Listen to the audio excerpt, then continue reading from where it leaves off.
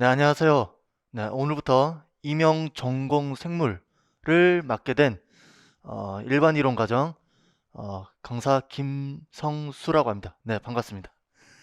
네, 올해 처음으로 이제 시작된 일반 이론 과정 임용 생물을 맡게 되는데요. 해커스 임용에서 이제 처음으로 이제 시작된 만큼 여러분들께 어, 질 좋고 그리고 좋은 내용의 강의를 만들도록 한번 열심히 하도록 해보도록 하겠습니다. 자, 그러면은 오늘부터 이제 진행하게 될 일반 이론 과정 그리고 임용 전공 생물에 있어서 일반 이론 과정이 어떻게 진행되고 어떤 과정을 이루어지는지 간단하게 제가 설명드리고 바로 이제 본 수업으로 넘어가도록 하겠습니다. 네, 제일 처음으로는 자, 혹시나 그 수험생 분들께서 혹시 제 합격 그 설명회를 들으신 분도 계실 거고 혹시 안 보신 분들도 계실 수도 있을 거라고 생각을 합니다. 그래서 간단하게만 제가 이 임용 생물에 대해서 문제 경향 및 해결책에 대해서 간단하게 설명드리도록 하겠습니다. 어, 먼저 해결책을 먼저 말씀드리자면은 자, 문제 경향은 일반 생물 안에서 주로 이제 출제가 되겠죠. 그 중에서도 어, 가장 그 핵심적인 내용이 주로 이제 많이 나오게 됩니다. 자, 그렇기 때문에 임용 생물은 특히 이제 작년 2021학년도 임용 생물 이제 기출 문제를 보시면 아시겠지만 2021학년도 그 기출 문제부터는 주로 서술형의 기입형과 서술형으로 되어 있습니다. 자, 그렇기 때문에 여러 수험생 분들께서 준비를 하실 때 아무래도 일반 생물학 파트, 일반 생물학의 내용 같은 경우에는 내용이 되게 광범위합니다. 되게 많고 광범위하기 때문에 그 내용들을 어떻게 잘 정리를 해 나가면서 공부를 해 나가느냐가 가장 큰 관건이 되겠습니다. 그래서 이제 이론 과정에서는 그러한 이론 정리를 할 때 가장 중요한 게 바로 핵심 단어를 주로 정리를 해가면서 문제풀이든 이론 과정이든 핵심 단어를 위주로 정리를 해가시면서 공부를 하시는 게 가장 좋은 방법입니다.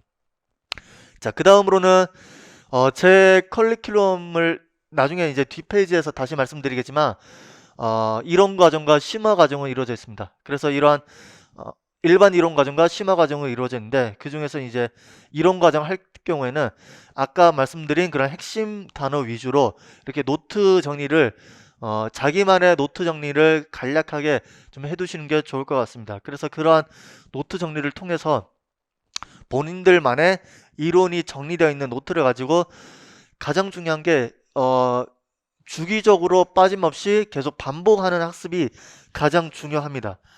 그래서 어차피 임용 생물에 있어서 출제되는 내용 범위라든지 뭐 출제되는 문제들을 보시면은 가장 중요하게 다루는 내용들이나 가장 이제 빈번하게 출제되는 문제들을 항상 매번 같이 계속 반복 출제되는 그런 경향이 있기 때문에 본인들만의 그런 노트 정리는 필히 꼭 하셔서 주기적으로 계속 반복해서 복습을 하시는 게 가장 중요합니다. 자, 그 다음에 일반 생물학 범위 안에서 그 시험을 보는 여러 가지 이제 시험들이 있죠. 뭐 임용 생물도 있고 뭐 공무원에서도 치르는 그런 생물 관련된 문제라든지 여러 가지 다양한 형태의 문제들도 접하는 게 중요합니다. 자, 그 중에서도 그 특히 이제 의대, 약대, 치대를 입학을 하기 위해서 치르는 시험이 있습니다. 그런 의대, 약대, 치대를 입학하기 위한 입학을 하기 위해서 하는 그 시험 제도가 있습니다. 그 시험의 기출 문제가 주로 이제 임용 생물에 있어서 그대로 출제되지는 않고요. 약간은 조금 비슷하게 조금 출제되는 경향이 있기 때문에 그런 MDP 기출 문제를 토대로 해서 같이 공부를 하시는 게 무엇보다도 좀 중요하다는 것을 다시 한번 말씀드리겠습니다. 자, 그리고 마지막으로는 수험생분들도 거의 대부분 아시겠지만 가장 중요하면서도 가장 또 잘 안 지키는 부분이 최종적으로 마무리하실 때는 일반 생물학의 전공서 있지 않습니까? 그렇기 때문에 여러분들이 각자 가지고 가시는 그 전공서, 일반 생물학 이론서를 꼭 필히 마지막에는 꼭 한번 정독을 하셔서 그거를 통해서 이제 마지막 마무리를 일반 생물학 이론서를 가지고 그 한번 정독을 하셔서 마무리를 갖는 그러한 시간을 꼭 통해서 꼭 이제 마무리를 그렇게 마무리를 해 주십사 하는 바람이 있습니다. 자, 그래서 지금 오늘부터 이제 진행된 제 내용은 과정은 자, 여기 보시는 게 전체 이제 제 수업의 커리큘럼이 되겠습니다. 그래서 일반 이론 과정, 심화 이론 과정, 기출 문제 풀이 과정, 그 다음에 마지막 파이널 모의고사 과정 이렇게 총 4단계가 있는데요. 아무래도 시간 일정상 파이널 모의고사 단계는 아직 좀 확실치 않기 때문에 대략적으로 한 기출 문제 풀이까지가 아마 올해의 아마 커리큘럼이 되지 않을까 싶습니다. 그 중에서도 첫 번째 단계인 일반 이론 과정이 대략 3개월 정도의 과정으로 이루어져 있다는 것을 말씀드리겠습니다. 자, 그래서 간단하게 제 수업 소개를 해드리자면은 첫 번째로 일반 이론 수업. 자, 그래서 오늘부터 시작되는 일반 이론 수업에서는 일반 이론 즉 여기에 나와 있듯이 캠벨 생명과학 11판을 가지고 일반 이론 수업을 진행을 하도록 합니다. 그리고 그 다음으로 이제 기본 문제를 이제 제공을 해드리는데요. 이 기본 문제 같은 경우에는 주로 이제 여러 이제 공무원 시험들에서 이제 출제되었던 생물 관련된 문제들을 다 발췌해서 단원별로 정리를 제가 해 두었습니다. 그래서 이러한 일반 이론 과정에서는 이러한 기본 문제, 즉 공무원 시험에서 출제되었던 그러한 그 생물 관련된 문제들을 제가 제공을 함으로써 이거를 통해서 일반 이론 수업 때는 제가 풀이는 해드리기엔 좀 어려울 것 같습니다. 그래서 이거를 기본 문제를 제가 제 수업을 수강하시는 수험생들께서는 그냥 제공을 해드리면서 이거는 아마 뒤에 문제와 답이 같이 있는 걸로 알고 있습니다. 그래서 본인들이 한번 이론 수업 과정이 끝나고 수업이 뭐 첫 번째 1단이 끝났다. 그 다음에 이제 그 끝난 다음에 이 기본 문제를 가지고 본인 스스로 한번 어느 정도 알고 있구나 정도 한 번씩 체크한다는 생각으로 하시면서 넘어가시면 좋을 것 같습니다. 그래서 이렇게 기본서 캠벨 11판 생명과학을 가지고 이제 일반 이론 과정의 수업을 진행을 하고요. 그 다음에 심화 이론 수업 때는 자, 여기서 조금 더 살을 더 붙여서 실제 이제 심화 과정에서는 실제 임용생물에 좀 가까운 조금 더 어려운 내용들 조금 더 첨가를 시켜서 그러니까 중요한 뼈대는 이제 일반 이론 수업에 해당이 되고요. 거기서 약간의 어려운 내용과 조금 더 심화된 내용들을 첨가시켜서 심화 이론을 진행을 하도록 하겠습니다. 자, 이때의 교재 같은 경우에는 추후에 나중에 이제 정해지는 대로 이제 알리도록 공고를 해드리도록 하겠습니다. 자, 그 다음에 심화 이론 때 주로 다뤄지게 된 심화 문제는 주로 기출 문제가 되는데요. 자, 여기 기출 문제 풀이 수업과 심화 이론 수업에서 다뤄지게 된 심화 그 문제는 기출 문제로 다뤄집니다. 근데 차이점은 심화 이론에서 다뤄지는 심화 문제 같은 경우에는 기출 문제 중에서도 좀 오래된 기출 문제, 즉 한 02, 03년도부터 시작해서 13년도까지의 그런 기출 문제를 다루는 게 바로 심화 이론 때 심화 문제로 같이 풀이를 같이 하는 걸로 진행을 하고요.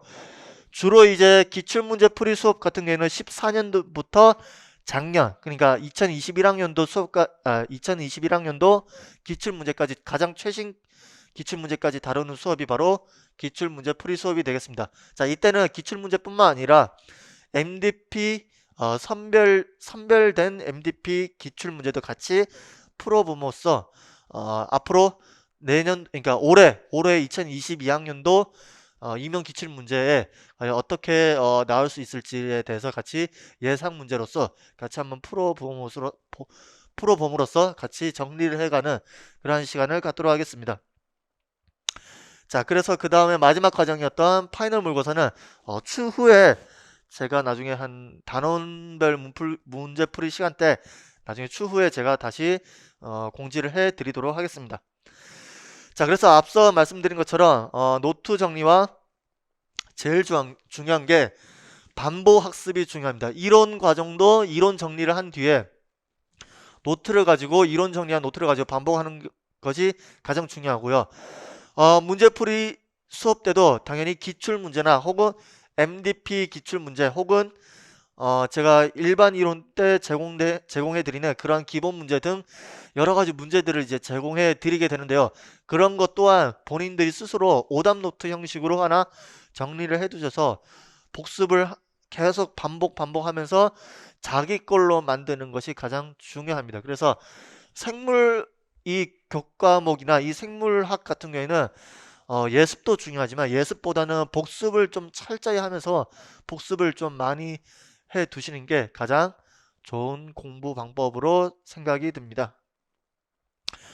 자, 그래서 오늘 이제 일반 이론 과정 이제 첫 시간을 갖게 됐는데요. 그 전에 간략하게 제가 각각의 단원이 어떻게 구성이 되어 있고 주로 어떤 내용들을 배우게 되는지 제가 간략하게 제가 정리를 해 보았습니다. 그래서 이번 시간에는 어떤 거죠? 그래서 1장인 생명현상의 특성과 생화학에 대해서 주로 이제 배우게 되겠습니다. 그래서 생명과학이란 게 무엇인지, 그래서 생명과학의 탐구 방법이라든지 혹은 생명현상의 특성, 그 다음에 바이러스, 물, 그 다음에 유기분자 이렇게 다루도록 하겠습니다. 효소학 같은 경우에는 그 다음 시간에 이제 배우는 과정으로 넘어갑니다. 그래서 이 효소는 참고로 효소는 여기 안에 포함이 안 되고요. 다른 이제 단원으로 이제 포함이 돼서 아마 다음 시간에 아마 배우게 되는 것을 참고로 하셨으면 좋겠습니다. 일단은 단원 구성상 이렇게 되어 있다는 것을 말씀드리겠습니다. 그래서 제일 처음엔 주로 이제 생화학 파트가 되겠죠. 그래서 1장은 생화학 파트, 2장은 세포학, 그래서 3장은 이제 유전학과 분자생물학, 그 다음에 4장은 이제 바이러스와 면역학. 그래서 바이러스학 같은 경우에는 바이러스나 면역학은 따로 나오지 않고요. 이제 대부분 이제 바이러스와 면역학이 합쳐진 형태의 문제 형태로 주로 출제가 되는 경우가 많습니다.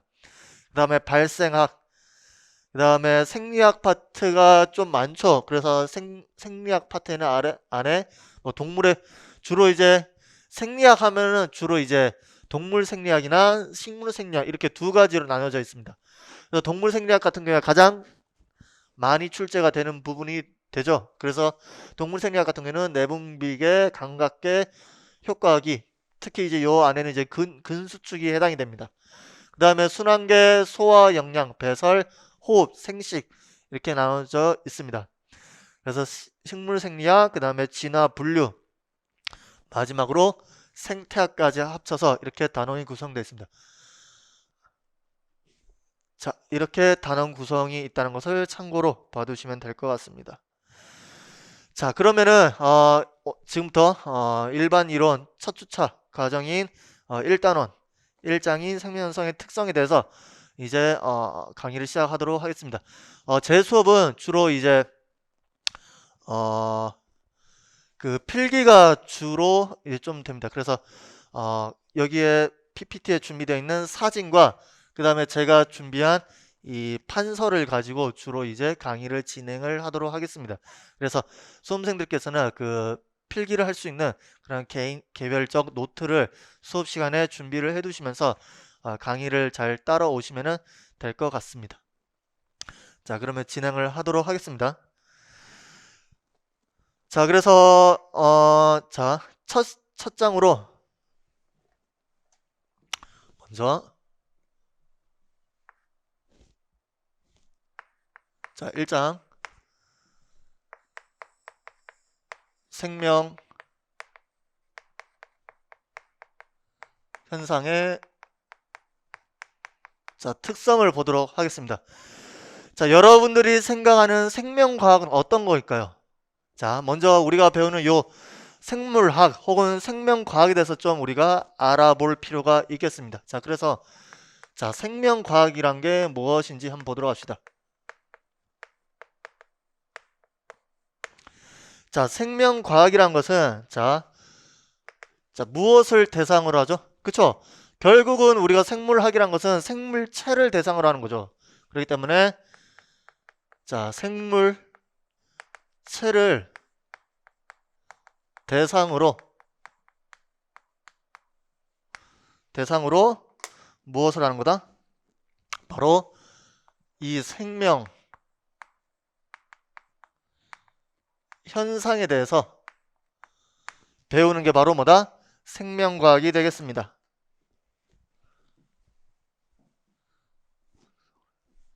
대상을 연구하거나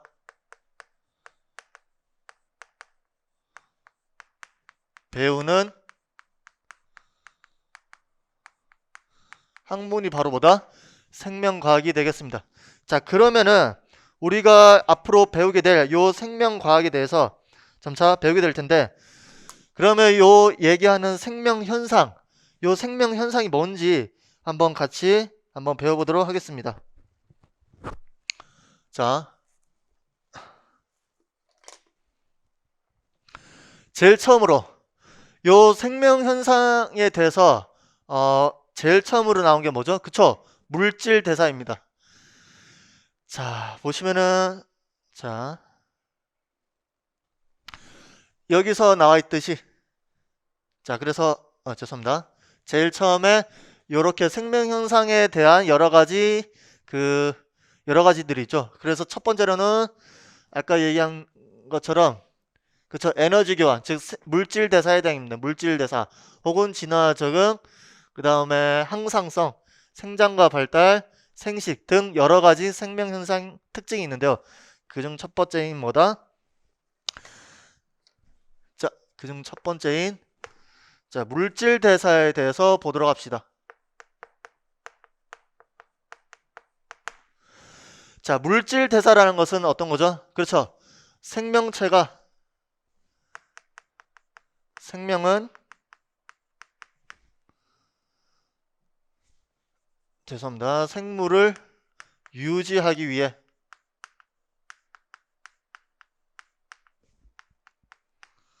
생물체 내에서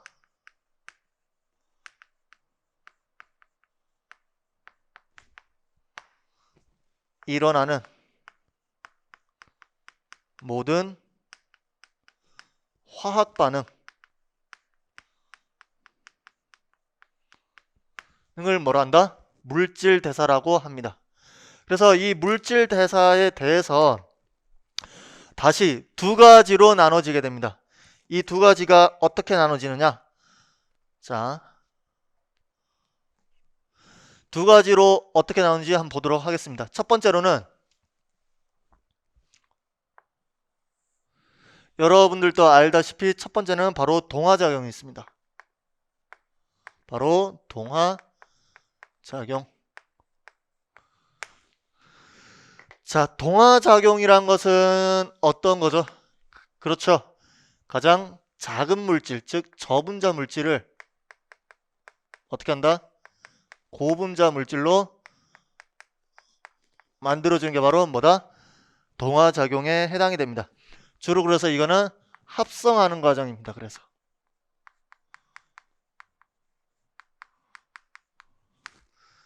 그래서 주로 에너지를 흡수를 하게 됩니다.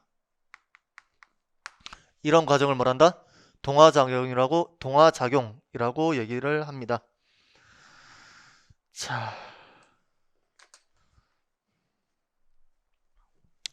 자, 그래서 화학적 에너지를 봤을 때 과연 이 동화작용에 해당되는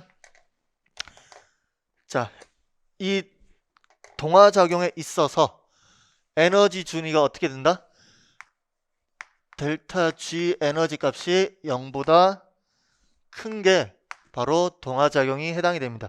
그러면 대표적으로 이 동화작용에 해당되는 예가 있겠죠. 그 예로 대표적으로 그쵸? 바로 광합성이 바로 이 동화작용의 가장 대표적인 예시로 할 수 있습니다. 이뿐만 아니라 저분자 물질을 고분자 물질로 만들어주는 모든 과정들이 다 동화작용에 해당이 됩니다. 자, 그 다음으로는 자, 이번에는 이화작용이 있죠. 그래서 물질 대상 크게 두 가지가 있습니다. 이화작용, 동화작용과 이화작용이 있는데요. 자, 이화작용에 있어서는 어떻게 되죠? 그쵸? 고분자 물질을 어떻다? 저분자 물질로 만들어주는 것을 바로 이화작용에 해당이 됩니다. 그래서 이거는 분해하는 과정이 되겠습니다. 그래서 에너지를 방출시킵니다. 방출을 시키고 그 다음으로 에너지 값이 이렇게 델타 G가 0보다 작은 형태가 바로 이화작용이 되겠습니다. 자, 여기에 해당되는 예는 주로 세포호흡이 해당이 됩니다. 물론 이 말고도 여러 가지 형태가 있겠지만 대표적으로 이런 식으로 동화작용의 예로서 광합성, 이화작용의 예로서 세포호흡 이렇게 두 가지가 있다는 것을 알고 계시면 될 것 같습니다. 자, 그래서 에너지가 이렇게 흐름이 생기죠. 그래서 광합성 하는 경우는 어떻게 돼요? 태양으로부터 빛 에너지를 받으면 이거를 화학적 에너지로 전환함으로써 식물의 에너지를 가지고 이용하는 게 바로 광합성이고, 생물체는 어떻게 돼요? 생물체는 아까도 제가 설명드렸듯이 그쵸? 저분자의 이러한 물질들을 뭐 예를 들어서 산소라든지 아니면은 그쵸? 산소라든지 혹은 뭐 그 포도당이라든지 이런 것을 어떻게 분해해서 우리가 사용하는 게 이화작용이 되겠습니다.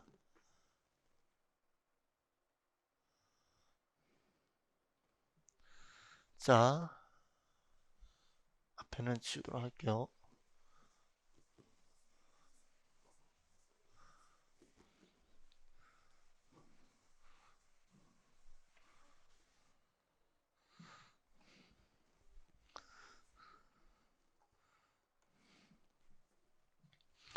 자, 그 다음으로는 자, 어떤 게 있죠? 그쵸? 자, 물질대사, 첫 번째로는 물질대사가 있고, 앞서 설명한, 자, 그러한 생명 형상에는 첫 번째, 그래서 물질대사. 아까 제가 설명을 하였습니다. 자, 두 번째로 뭐가 있을까요? 자, 두 번째로는, 그쵸? 자, 생장과, 그쵸? 발생이 있습니다. 자, 세 번째로는 생식과 유전.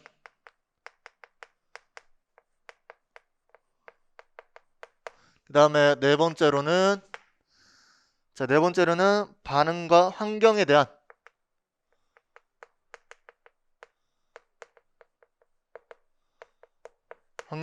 반응과 항상성 이렇게 존재를 합니다. 그 다음으로 그쵸? 이렇게 존재를 합니다. 다섯 번째로는 적응과 진화. 여섯 번째로는 자, 이러한 생명 현상에 대해서 이렇게 생물체들은 이렇게 체계화가 되어 있습니다. 그래서 조직적으로 어떻게 되어 있다? 체계화가 되어 있다. 자, 이런 식으로 되어 있습니다. 자, 여기까지가 뭐다? 생명과학에 있어서 생명 현상을 생물체를 대상으로 생명 현상에 대해서 배우는 게 바로 생명과학이 되고, 그 생명 현상에 있어서 아까 말씀드린 물질대사, 생장과 발생, 생식과 유전, 반응과 항상성, 적응과 진화, 조직, 그 다음에 마지막으로 체계화까지 이런 식으로 되어 있는 게 바로 생명 현상이 되겠습니다. 자, 그러면은 자, 그래서 앞서 본 그러한 규칙적이라든지 진화, 적응, 조절, 그 다음에 생식, 그 다음에 환경에 대한 반응, 생장과 발생, 에너지 흐름, 자, 이런 식으로 되어 있는 게 바로 생명 현상으로 볼 수 있습니다.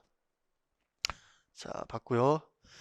자, 보시는 것처럼 왼쪽에 그림 보시면은 자, 지구 온난화의 위협. 자, 그래서 각각의 환경에 있어서 생물체들은 적응해 나가는 게 바로 생명체가 되겠습니다. 그래서 진화에 있어서는 여러 생명체들을 이렇게 세 가지 영역으로도 나눌 수가 있고, 그래서 이렇게 진화를 통해서 우리가 그 진화를 연구하시는 그 분들은 이렇게 과거를 펼쳐서 여러 가지 그 생물체의 사체라든지 여러 가지 물질을 가지고 생명체를 연구를 하는 그런 과정을 거치게 됩니다.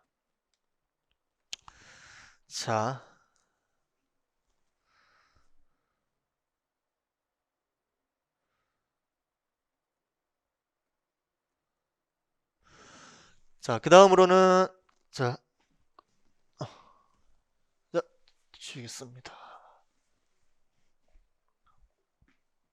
자, 두 번째로 바로 과학적 탐구 방법에 대해서 보도록 하겠습니다. 과학적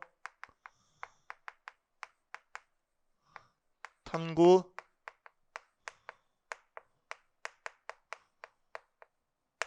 방법에 대해서 보도록 하겠습니다.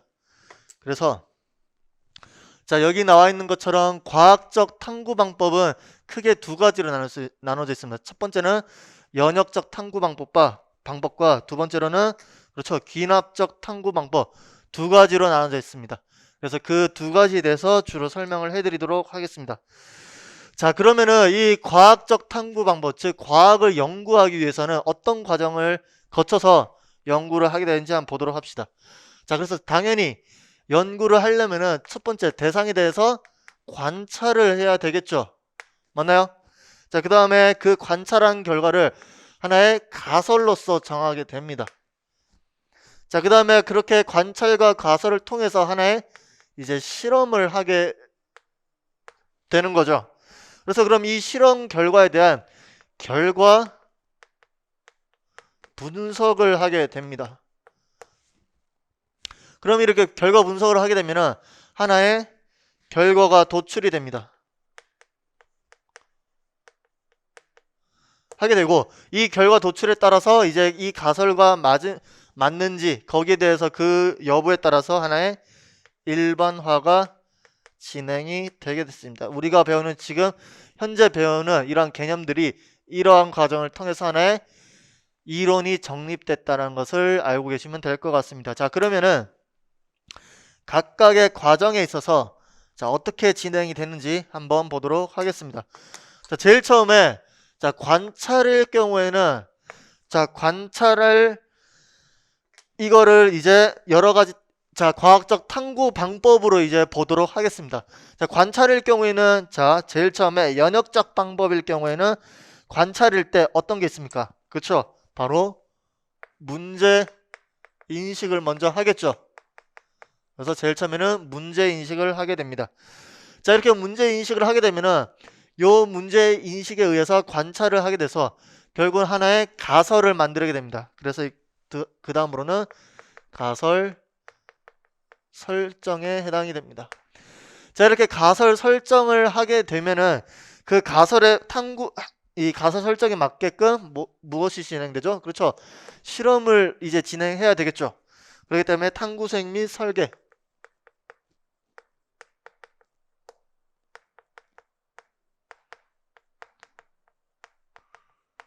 설계를 진행을 하게 됩니다. 자, 그럼 나머지 요 두 과정은 똑같습니다. 그래서 이 탐구 수행을 그러니까 설계를 하고 이제 진행을 하게 되겠죠. 진행해서 그 결과가 바로 당연히 결과 분석이 되겠습니다. 그렇게 해서 나온 결과 도출이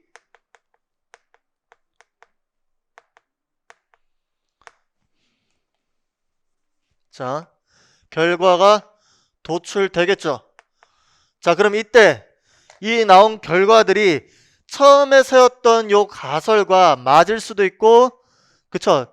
처음에 가설과 틀릴 수도 있습니다. 자, 그래서 이 결과 도출이 처음에 세웠던 요 가설과 과연 맞느냐 틀리느냐에 따라서 그 다음 과정으로 가느냐, 아니면 틀릴 경우에는 다시 어떻게 된다? 가설 설정으로 가서 다시 가설을 설정한 뒤에 다시 이렇게 이런 실험 통해서 결과 분석을 통해서 다시 진행을 하게 되는 과정을 거치게 됩니다. 자, 그래서 만약에 결과가 가설 설정하고 맞을 경우에는 이제 어떻게 되겠어요? 그쵸? 하나의 일반화가 되게 되는 겁니다. 됐습니까? 그래서 이러한 실험 탐구 방법을 뭐라고 하느냐? 바로 연역적 탐구 방법이라고 합니다. 연역적 탐구 방법으로 진행을 하게 됩니다. 됐습니까? 자, 그 다음에 이번에는 똑같이 관찰, 가설, 실험, 결과, 그 다음 결과 도출, 일반화를 진행을 하는데, 자, 이번에는 조금 다른 방법으로 진행을 해보겠습니다. 마찬가지 관찰을 하는데, 자, 관찰 주제를 이번엔 설정을 합니다. 주제 선정. 자, 그 다음으로는 이번엔 가설 설정을 하지 않고 관찰 주제를 선정한 다음에 관찰 방법에 대해서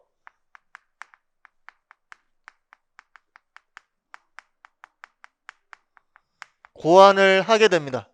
자, 이렇게 관찰 방법을 세운 뒤에, 자, 세 번째로는 당연히 관찰을 하게 됩니다. 자, 그 다음으로는 관찰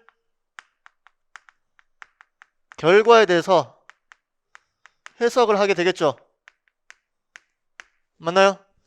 자, 그 다음에 마지막으로 그러한 결론을 도출시키는 방법으로 진행을 하게 되는데요. 자, 이와 같은 방법은 어떤 특정 대상을 정해놓고 그 특정 대상에 대해서 관찰을 하게 됩니다. 이해되시나요? 그래서 예를 들어서 어떤 새의 깃털에 대해서 뭐 조사를 하고 싶다. 그러면 그 특정 새에 대한 깃털에 대해서만 막 이렇게 관찰을 하고 그 새의 깃털만 다 어떻게 해요? 채취를 해서 그 실험 표본들을 채취를 해서 다 관찰을 한 뒤에 거기에 따른 이제 어떤 데이터가 쌓이게 되겠죠. 그 데이터를 가지고 하나의 결과로 도출하는 게 바로 이러한 방법이 되겠습니다. 그러면은 자, 이러한 방법으로 생긴 일반화는 어떻게 되겠어요? 그쵸? 어떤 방법이 되나요? 바로 이러한 방법을 뭐라 한다? 귀납적이라고 합니다. 그래서 귀납적 탐구 방법. 그래서 크게 과학적 탐구 방법은 연역적 탐구 방법이 있고 귀납적 탐구 방법이 있습니다. 이해되시나요? 자, 그래서 자 정리를 해드릴게요. 자, 그래서 첫 번째 자, 탐구 방법에 있어서는 크게 두 가지가 있다. 첫 번째는 연역적 탐구 방법. 그래서 연역적 탐구 방법은 자, 가설 설정을 한 뒤 이걸 토대로 하나의 결론을 도출해서 이거를 일반화 시키는데, 일반화 시키기 전에 요 가설 설정이 맞을 때도 있고 틀릴 경우가 있는데, 이게 틀릴 경우에 다시 돌아가서 진행하는 게 바로 가설 설정이 되겠습니다. 자, 그 다음으로는 귀납적 탐구 방법이 있었죠. 그래서 귀납적. 자, 귀납적 탐구 방법에 있어서는 앞서서 설명드렸던 것처럼 관찰, 즉 증거들의 모임입니다. 증거를 모읍니다. 자, 그래서 이 결과 하나의 결론이 도출이 되고 이 결과 일반화를 시키는 게 바로 뭐다? 바로 귀납적 탐구 방법이 되겠습니다. 자, 그래서 이 연역적 탐구 방법에 가장 대표적으로 먼저 귀납적 탐구 방법은 가장 대표적으로 어떤 게 있을까요?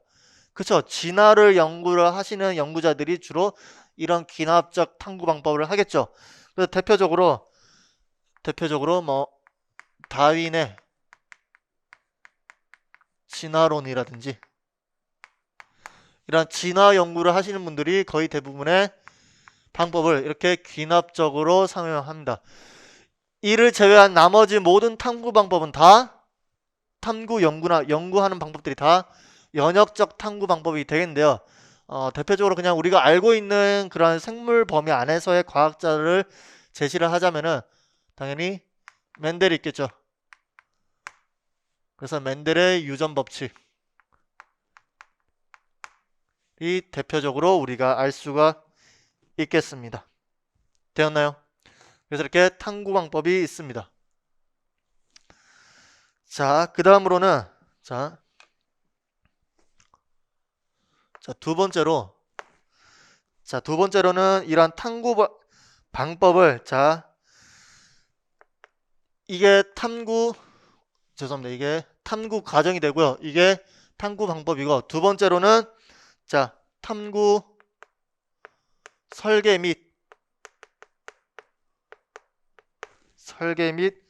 수행에 대해서 배워보도록 하겠습니다. 자, 이때는 대표적으로 두 가지가 있는데요. 여러분들도 알다시피 그 대조군과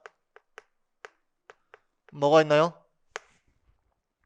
실험군에 대해서 배워보도록 합시다. 됐나요? 자, 그러면 제일 처음에 대조군에 대해서 좀 보도록 합시다. 자, 대조군은 실험 전 상태에서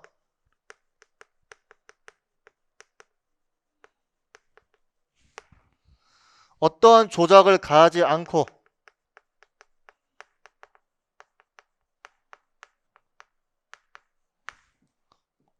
그대로 둔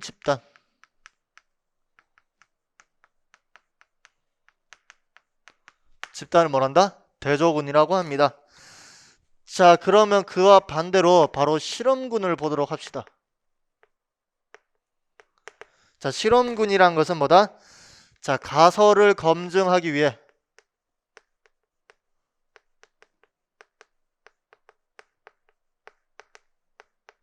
이러한 가설을 검증하기 위해 조작을 가한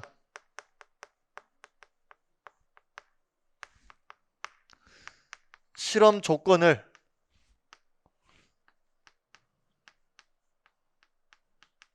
둔 집단을 얘기를 합니다. 이것이 바로 뭐다? 실험군이 되겠습니다. 그래서 조작을 아무것도 가하지 않은 상태의 집단, 그것을 대조군, 조작을 가해서 우리가 가설을 검증하기 위한 조작을 가한 실험 조건을 뭐다? 실험군이라고 합니다. 됐습니까? 그 다음으로 앞에를 좀 지우도록 하겠습니다.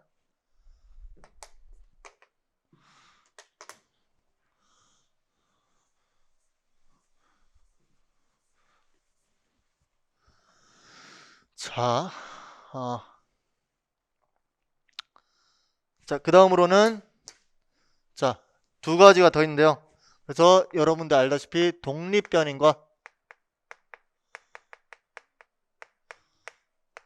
뭐가 있나요? 독립변인과 종속변인이 있죠. 그래서 종속변이 이렇게 다시 또 두 가지로 나눠지게 됩니다. 그래서 독립변이란 것은 어떻게 되나요? 독립변이는 실험을 하기 위해서 일정하게 통제되어야 하는 요인.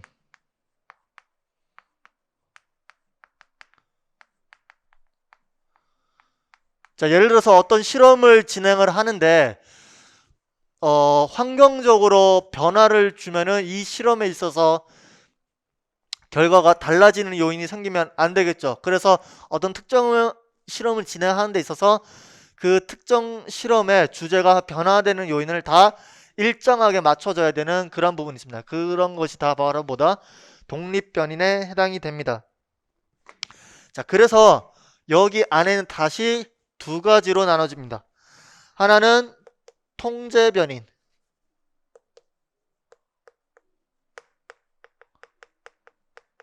하나는 뭐가 있다? 바로 조작변인.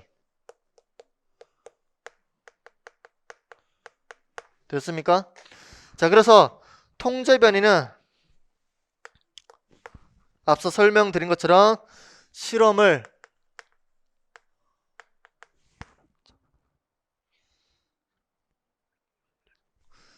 위해 자, 일정하게 통제되어야 하는 요인.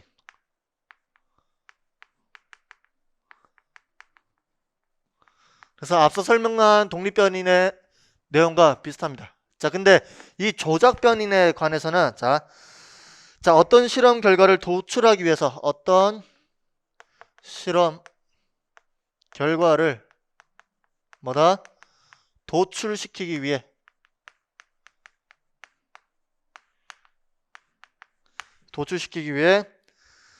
실험자가 자, 어떤 식으로 체계적으로 변화시키는 요인.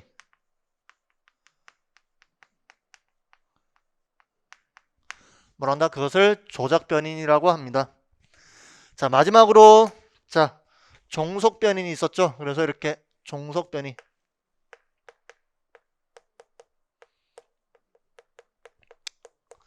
자, 종속변인은 조작변인에 의해서 도출된 결과입니다. 그래서 종속변인은 뭐다? 자, 조작변인에 의해서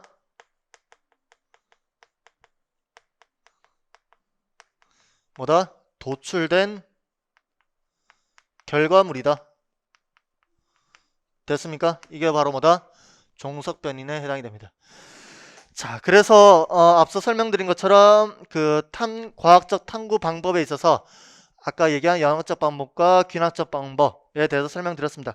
그래서 그러한 탐구 방법에 있어서 제일 처음에 설명드린 대저군과 실험군, 그 다음에 독립변인과 종속변인을 통해서 이러한 탐구 방법을 진행하기에 있어서 여러 가지 조건들을 맞춰가면서 탐구를 진행하는 거에 바로 뭐다? 과학적 탐구 방법이 되겠습니다. 자, 그래서 여기 그림을 보시면은 자, 과학적 과정을 단순화해서 지금 보고 계시죠? 그래서 그 그림을 보시면은 자, 관찰 대상이 책상 전등이 작동하지 않음. 그럼 질문이 뭐죠? 문제의식 혹은 가설 설정이 되겠죠? 문제의식이 되겠죠? 그래서 왜 책상 전등이 작동하지 않게 되는가 해서 가설을 세운 뒤에 그 다음에 이 가설을 통해서 그 실험을 해서 하나의 결론과 일반화시키는 게 뭐다? 그쵸? 바로 연역적 탐구 방법이 되겠죠. 그래서 여기서 얘기하는 거는 연역적 탐구 방법이 되겠습니다. 그 다음에 다윈과 같은 이런 진화를 연구하시는 학자들은 주로 귀납적 탐구 방법, 즉 관찰을 통해서 하나의 결론을 도출하는 그런 실험 방법을 채택하는 게 바로 귀납적 탐구 방법이 되겠습니다. 자, 그 PPT 순서가 제 강의 순서랑 조금 다를 수 있기 때문에 그거 좀 유념해 주셨으면 합니다. 자,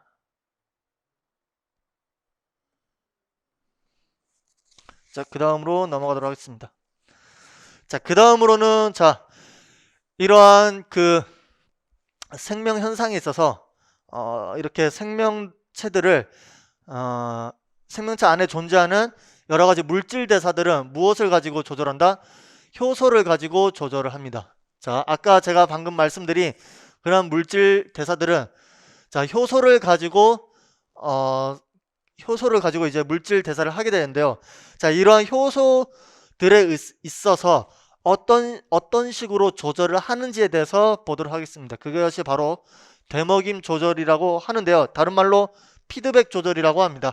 그 피드백 조절에 대해서 같이 한번 배워보도록 합시다.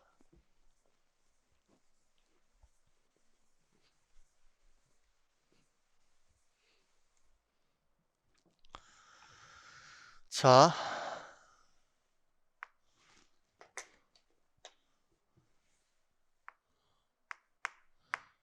되먹임 조절.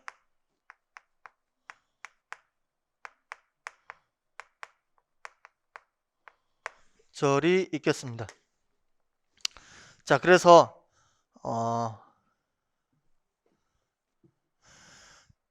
자, 이러한 되먹임 조절은 어떻게 돼요? 생체 내에서는 생체 내에서는 여러 가지 효소가 순차적으로 작용을 하죠. 그래서 순차적으로 작용을 해서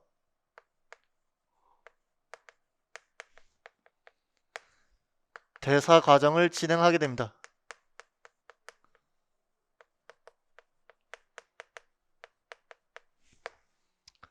자, 그래서 각 대사 과정은 적절한 조절을 통해서 생체가 필요한 물질의 양의 균형을 맞추게 되는데요. 자, 처음에 어떤 게 있느냐? 음성 되먹임이 있습니다. 음성 되먹임. 자, 그래서 예를 들어서 A라는 물질이 있으면은 이게 B, C 하고 최종적으로 D라는 물질을 만들어요. 요 A라는 유전자는 결국 D라는 그러한 물질을 만들어내는데, 그때 사용되는 예를 들어서 효소 1이 있고 효소 2가 있을 거고 효소 3이 있을 겁니다. 근데 이 만들어진 최종의 요 물질이 만들어진 요 단백질이 어떻게 된다? 요거를 제일 처음에 발현시킨 요 유전자를 어떻게 된다? 억제시킬 경우. 억제를 시킬 경우가 어떻게 된다? 그러면은 이게 음성 되먹임이 되겠습니다. 자, 반대로 양성 되먹임은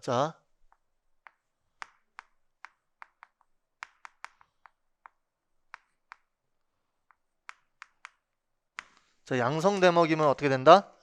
요 A라는 유전자가 예를 들어서 B, C 최종적으로 D를 만들 때 마찬가지로 각각의 효소들이 작용을 하게 한다면은 이런 식으로 효소들이 작용을 할 때 그때 요 마지막 최종적으로 만들어진 요 단백질이 어떻게 된다? 요 효소에 작용을 시켜서 어떻게 돼요? 더 많이 만들 수 있도록 활성을 시킵니다. 그래서 결국 어떻게 돼요? 요 최종적으로 만들어진 물질, 단백질을 더 많이 만들 수 있도록 그렇게 작용하는 게 양성 되먹임입니다. 그래서 정리를 하자면은 되먹임 조절은 어떻게 된다? 대사 과정에 있어서 각각의 효소의 농도를 조절함으로써 어떻게 돼요? 그 최종적인 만들어야 될 그 산물의 물질을 억제를 시키느냐 혹은 활성을 계속 시키느냐에 따라서 하나는 음성 되먹임, 하나는 뭐가 된다? 양성 되먹임이 되겠습니다. 자,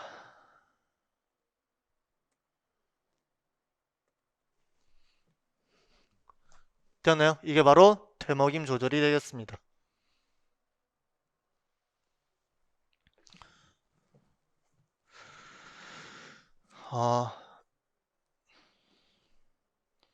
자, 그러면은 50분 수업을 했으니까 10분 쉬고 다시 또 이제 강의를 진행을 하도록 하겠습니다.